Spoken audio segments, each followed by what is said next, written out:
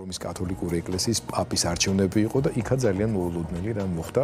აირჩიეს ადამიანი, რომელიც თვით ლევან სუთიძის ტაბულას მთავარი რედაქტორის ჩამონათვალ ათეულშიც კი არ ფიგურირებდა, თუმცა ის არ არის ერთადერთი და გამონაკლისი ამ შემთხვევაში.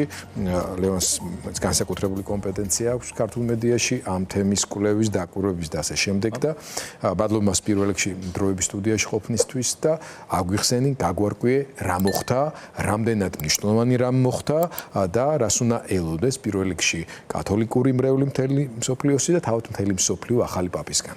პირველ რიგში როგორც კათოლიკე მადლობას გადაგიხდი ამ თემაზე ყურადღებისთვის და ამ ხელა ფოკუსისთვის. მოხდა საოცრება, მოხდა შოკის მომგვრელი საოცრება, ხო, ადამიანებისთვის, რომლებიც ვატიკანს აშუქებენ, რომლებიც ექსპერტებად მიიჩნევიან ამ საკითხში, რომლებიც წლიდან წლამდე აი ამ გამოცნობაში არიან, დამარცხდა ყველა ტოტალიზატორი, დამარცხდა ყველა, ვინც კაფიო პროგნოზებს აკეთებდა, იმიტომ რომ არსებობს ასეთი რომაული გამოთქმა, რომ ვინც კონკლავზე შედის პაპად, იქიდან ბრუნდება კარდინალად, ხო, რაც ნიშნავს იმას, რომ ვისაც მედიაში აცილებს ხოლმე იქ საპაპო სუტანაში, საპაპო სუტანით გამოსვლის მოლოდინით, იქიდან ბრუნდება კარდინალად, ხო? ეს იყო აბსოლუტური აუთსაიდერი ჩვენი მაშინდელი ხედვით, მედიის მაშინდელი ხედვით, უნდა ითქვას, რომ მე პროგნოზს არ ვაკეთებდი, მიუხედავად ამისა უბრალოდ კარდინალთა კოლეგიის საუკეთესო წყაროებს ვციტირებდი. მაგრამ აქ იყო ერთი მნიშვნელოვანი რამ, ხო? ეს მოხდა 24 საათზე ნაკლებში. ანუ 70 ქვეყნიდან შეკრებილმა 133-მა კაცმა, რომელთა საშუალო ასაკიც არის 70 წელი, 24 სხვადასხვა ენობრივი ჯგუფიდან აირჩია პაპი ისე, რომ მედიამ და კათოლიკე ეკლესიამ ეს არ იცოდა კი არც ვარაუდობდა საერთოდ, ხო? კარდინალმა დოლანმა თქვა, რომ ნიუ-იორკის კარდინალმა, ხო, ახალი პაპი ამერიკიდან არის, ჩიკაგოში დაიბადა, პერუში გაატარა მისი მსახურების უდიდესი ნაწილი, რომ როდესაც პაპის გარდაცვალების დროს ჩავიდა რომში, აღმოაჩინა, რომ აი ეს პრევო ისმოდა ეს ხმა, ხო? მედიას ეს ხმა არ გვესმოდა, მაგრამ როგორც ჩანს, მაშინვე რომაულ კურიაშიც და მამა კარდინალებს შორისაც იყო მისი სახელი, ასე ვთქვათ, ტივტივდება. ლევან გუშინ შემთხვევით წავაწყდი რომის პაპის ძმის ინტერვიუ იყო ამერიკულ მედიაში და ყვებოდა როგორ შეხვდნენ ამ ამბავს თავად ის და მისი შვილები.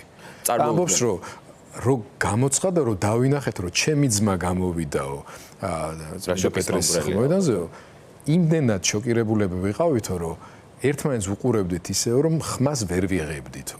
ანუ მათვისაც ან მისი ოჯახის წევრებისთვის სრული შოკი და სიახლე იყო. ან წარმოუდგენელი რაღაც იყო, ხო? არის როცა გამოაცხადეს მაგალითად, ხო? გამოცხადების ფორმულა არის ასეთი, რომ გამოდის კარდინალი პროტოდიაკონი და ეს არის ერთ-ერთი ყველაზე რაღაცა სოლემნ, ხო? დიდებული მომენტი, როცა წმინდა პეტრეს ცენტრალური აივნიდან კარდინალი პროტოდიაკონი ლათინურად ამცნობს, ლათინური ეკლესიის ენაა, ხო? ჯერ კიდევ ლათინურად ამცნობს ქალაქსა და ქვეყნიერებას, ხო? Urbi et Orbis, რომ ახალი პაპი აირჩიეს და ჯერ ამბობს სახელს აი მაგალითად მეუფე დანიელი რო იყოს ჩვენთან.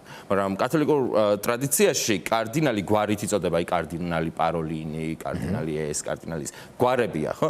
როცა გამოაცხადეს რობერტო ფრანცისკე, ხო?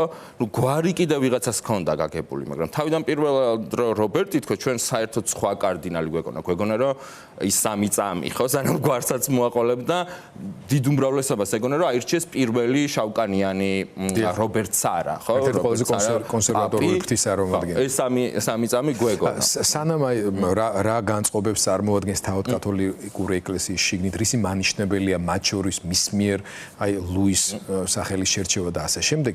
მანამდე მოდი ტელემაყურებელს ვაჩვენოთ, მოვასმენინოთ უпроსტოდ მისი პირველი საკვირაო ქადაგება, ასე ვთქვათ, ნაწყვეტი იქიდან და ასევე მოусმინოთ მართლმადიდებელ მსოფლიო პატრიარქს, რომელმაც მიულოცა და ასევე ძალიან საინტერესო შეტყობინებები გაჟღერდა მისამ მილოცვაში. რომის პაპმა ლეო მე-14-მ არჩევის შემდეგ დღეს პირველი საკვირაო წირვა აღავლინა. წმინდა პეტრეს ბაზილიკის აივნიდან პონტიფიკოსმა მსოფლიო ლიდერებს მიმართა და მოუწოდა გააკეთონ ყველაფერი, რათა მსოფლიოში მიმდინარე ომები დასრულდეს. ქადაგების დროს მან უკრაინა ახსენა, უსურვა ნამდვილი და ხანგრძლივი მშვიდობის დამყარება. ასევე ილაპარაკა ღაზას სექტორში საბრძოლო მოქმედებების დაუყოვნებლივ შეწყვეტასა და მძევლების გათავისუფლებაზე. კონკლავმა 69 წლის ამერიკელი კარდინალი რობერტ პრეოსტი ახალ პაპად 8 მაისს აირჩია, პაპის ინაუგურაციის წირვა კი 18 მაისს ვატიკანის წმინდა პეტრეს მოედანზე გაიმართება. მიმართა მსოფლიო ლიდერებს ომი აღარასდროს უნდა მოხდეს. გულით ვატარებ ჩვენი საყვარელი უკრაინელი ხალხის ტანჯვას. ყველაფერი უნდა გაკეთდეს იმისთვის, რომ რაც შეიძლება სწრაფად იქნას მიღწეული რეალური და გრძელვადიანი მშვიდობა, რომ გათავისუფლდეს ყველა ტყვე, რომ ბავშვები დაუბრუნდნენ საკუთარ ოჯახებს. პაპ ფრანცისკესთან დაუღალავად თანამშრომლობდით მთელი კაცობრიობის საკეთილდღეოდ და განსაკუთრებით ჩვენი ეკლესიების, რომისა და კონსტანტინოპოლის ეკლესიების დაახლოებასა და თანამშრომლობისთვის. ჩვენ ხელს ვუწყობდით მართლმადიდებლობასა და კათოლიციზმს შორის თეოლოგიურ დიალოგს. მოუთმენლად ველი რომში ვიზიტს, რათა მივესალმო ახალ პაპს, დავესწრო მის აღსაყდრებას. ასევე მოვიწვიო იგი ნიკეის კრების 1700 წლის თავის აღსანიშნავად, როგორც ამას გარდაცვლილ პაპ ფრანცისკესთან ერთად გეგმავდით. იმედი მაქვს, რომ მისი უწმინდესობა პაპ ლეო მე-14 იქნება ჩვენი ძვირფასი ძმა და თანამოაზრე ჩვენი ეკლესიების დაახლოებისთვის, მთელი ქრისტიანული ოჯახის ერთიანობისთვის და მთელი კაცობრიობის კეთილდღეობისთვის. მსოფლიოს მართლმადიდებელი ეკლესიის მსოფლიო პატრიარქის ამ განცხადებაზე ოდნა მოგვიანებით ვიმსჯელო და ზოგადად კათოლიკური და მართლმადიდებელი სამყაროს ურთიერთობაზე, მათ შორის საქართველოს მართლმადიდებელი ეკლესიის კონტექსტშიც, პირველ რიგში გვაინტერესებს კათოლიკური ეკლესიისთვის, კათოლიკე მრევლისთვის რას ნიშნავს ახალი პაპის ვინაობა. ამის განმარტებას რომ დავიწყებ, უნდა გავიმარტო, რომ ეკლესიის სახელით არ ვსაუბრობ, ხო? იმიტომ რომ მნიშვნელოვანია ეს გვესმოდეს ძალიან ბევრ კონტექსტს, ძალიან ბევრ ხმას და წარმოდგენას ვეჯახებით, ხო? როცა კათოლიკე ეკლესიის შესახებ საუბრობთ, ვიღაცას ეს ლათინოამერიკული სერიალებიდან შეიძლება ჰქონდეს გაგებული რაღაც, ვიღაცებს თანამედროვე სერიალებიდან, ხო? კათოლიკე ეკლესია თავს მიიჩნევს ქრისტეს ერთადერთ წმინდა კათოლიკე ეკლესიად, ხო? სწორად რომ გავიგოთ. ძალიან ხშირად ერევათ ხოლმე ჩვენი ეკუმენური სულისკვეთება იმაში, რომ ჩვენ ნაკლებ გვჯერა იმის, რომ ეს ეკლესია ქრისტეს ერთადერთი ეკლესიაა, ხო? პეტრე მოციქულის მემკვიდრე, ხო, რომლითაც კათოლიკური რწმენით იკვრება ეკლესიის ხილული ერთიანობა, ხო? რომელიც მის მიერ დადგენილია მოციქულთა თავად და ჩემი აზრით და ჩემი რწმენით აბსოლუტურად ცხადია სახარებაში ეს ყველა კეთილსინდისიერი მკითხველისთვის. მას ბარდება გარკვეული მსახურება, ხო? ეს მსახურება მოიცავს როგორც პირველობას თანასწორთა შორის და ეს არა უქმებს, ხო? ვინმეს ეპისკოპოსობის ღირსებას, ასევე გარკვეულ დოქტრინალურ და მორალურ, როგორ ვთქვა, სიცხადეს და სიმტკიცეს, რომელიც გარანტიას იძლევა, რომ ქრისტეს მიერ დატოვებული რწმენა არ გადაგვარდება, ხო? არ იქნება შერყმნილი ჟამთასვლის მიერ, ხო? აქედან გამომდინარე კათოლიკეებს მიაჩნიათ, რომ პეტრე მოციქულის ყოველი მემკვიდრე, როგორიც ცუდიც უნდა იყოს ის, და ჩვენ ყოლია საშინელი და კატასტროფული პაპები და ეს ამის დამალვა შეუძლებელია, რომ სადოს ვინმე, ხო? ამის მიუხედავად ისინი რწმენისა და მორალის საკითხებში არასწავლიან ცდომილებას, ხო? არასწავლიან ერესს და შესაბამისად ჩვენ მიგვაჩნია, რომ ის საერთო კრებებიც კი, რომელიც ერთად გავმართეთ, ხო? მართლმადიდებლებმა და კათოლიკეებმა საუკუნეების განმავლობაში რატიფიცირებული იყო პაპების მიერ და სინოდურობა, კონსილიარიზმი საჭიროებს პრიმატს და ეკლესიას უნდა ჰყავდეს თავი, ისევე როგორც ყავს ეპარქიას ეპისკოპოსი, რეგიონულ ეკლესიას პატრიარქები ან მთავარეპისკოპოსები, გააჩნიათ ერთად უკრაინის ეკლესიის პირველი იერარქი მთავარეპისკოპოსის მიტროპოლიტის ტიტულს ატარებს და ასევე უნივერსალურ ეკლესიას უნდა ჰყავდეს ერთი ასეთი თავი.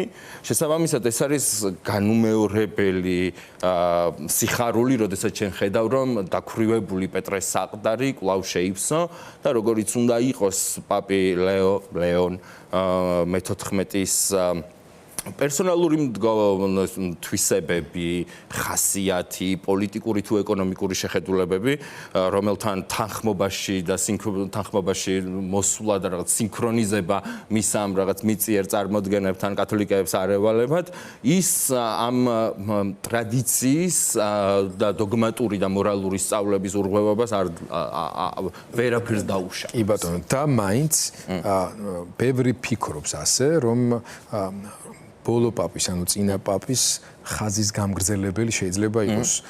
ბევრი ამბობს იმასაც, რომ მათ შორის მის მასაც უსმენენ და არა მარტო ძმას, არამედ სხვა კარდინალებს, რომელიც როგორც ჩანს მასთან უფრო შედარებით მეგობრობდნენ, რომ ის არ გამოირჩევა რადიკალური მიდგომებით, ეს არ იქნება არც მკვეთრად კონსერვატორი პაპი, არც ლიბერალი, ასე ვთქვათ, პირობითად რო დავარქვათ, და უფრო ისეთ ცენტრისტული პოზიციების მატარებელი. მეც ასე ვფიქრობ და ასეთი შთაბეჭდილება დამსჩა.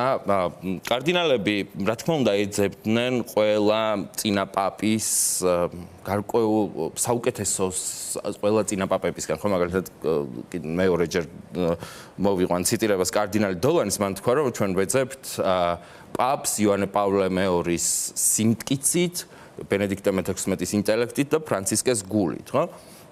ვარაუდები უმადური საქმეა, მაგრამ რაც პირველადი სიმბოლური ენით შეიძლება წავიკითხოთ მისგან, ხო? ამ ახალი პაპისგან, ის ნამდვილად გავს ასეც, ხო? მან არ აირჩია ყოფილიყო ფრანცისკეს ასლი, მიუხედავად იმისა, რომ მან გამოირჩია კარდინალად და ჩააბარა ერთ-ერთი ყველაზე მნიშვნელოვანი პოზიცია ვატიკანში, ხო? მან გააგრძელა საეკლესიო ტრადიცია, ხო? ემოსა წითელი მოწვეტა, ატარებს პაპის ეგრეთ წოდებულ რაღაცა ღირსეულ შესამოსელს, ხო? ტრადიციულ შესამოსელს. წითელ წაღებს ხო, აი მაგას შესაქმე. წითელი წაღები საპაპო ტრადიცია იყო, მაგრამ ბენედიქტე მე-16-ის ინდივიდუალიზმს უფრო გამოხატავდა ვიდრე ცოცხალ ტრადიცია. შესაბამისად, ამ ახალ პაპს აქვს ყველას ელემენტები, მასა ვიცი ძალიან ცოტა. როგორ არის, ხო? აღსაყდრების შემდეგ ადამიანი არ არის ქრისტიანული მოძღვრება, ეს არის, რომ ადამიანი არის საკუთარი წარსულის ტყვე, მათ შორის არის საკუთარი შეხედულებების ტყვე, როცა შენ ტახტზე ადიხარ და გარკვეულ თანამდებობას სამუდამოდ იკავებ და თუ ამ თანამდებობას ზევიდან მოხვება კიდევ უზენაესი ძალაუფლება, ხო? შენი პერსპექტივის ცვლილება პრაქტიკულად გარდაუვალია. ამიტომ ივარაუდო მისი წარსულით მომავალი არ არის მაინდა-მაინც ზუსტი. მაშინ კიდევ ერთი კითხვა და პოლიტიკურ კონტექსტსაც მივაქციოთ ყურადღება, პირველი ამერიკელი პაპია და ამერიკის შეერთებულ შტატებში მის პოლიტიკურ ელიტაში პრეზიდენტის ოფისში ამას მოყვა ცხადი განსაკუთრებული გამოხმაურება. არც უნდა დაგვავიწყდეს, რომ დღეს ოვალურ ოფისში ერთი კათოლიკე არის ვიცე-პრეზიდენტი, ნაცლობით კათოლიკე ჯეიდი ვენსი, რომელიც სხვა შორის ბოლო ოფიციალური პირი იყო, რომელიც წინა პაპს სიცოცხლის ბოლო საათებში ფაქტობრივად შეხვდა, ხო?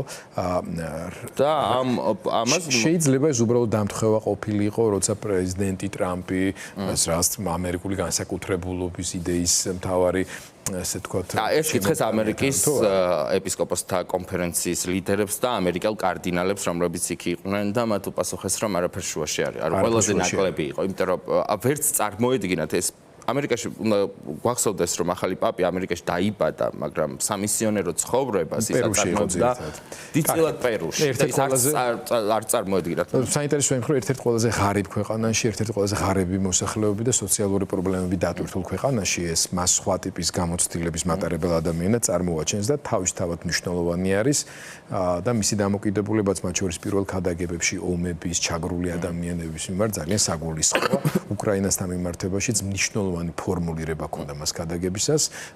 უბრალოდ მშვიდობაზე კი არ ისაუბრა, არამედ ისაუბრა სამართლიან და ხანგრძლივ მშვიდობაზე, მდგრად მშვიდობაზე. და იქამდეც 2022 წელს აქვს ნათქვამი, რომ რაც არასდროს უთქვამს პაპ ფრანცისკეს, სხვათა შორის, რომ რუსებს კაცობრიობის წინაშე დანაშაული აქვს ჩადენილი უკრაინაში და ის აკრიტიკებდა პოლიტიკურ კლასს, უცნაურია ცოტა ინტერვიუდან არ ჩანს პეროს პოლიტიკურ კლასს თუ ამერიკის წინამორბედობაში.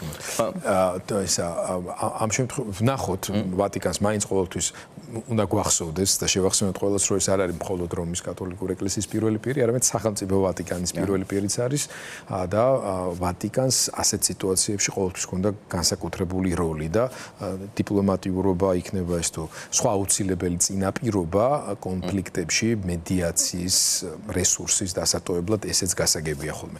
ბოლო კითხვა მინდა დაგისვათ, რაც უკავშირდება უკვე მართლმადიდებელ სამყაროსა და კათოლიკურ სამყაროს შორის ურთიერთობებს.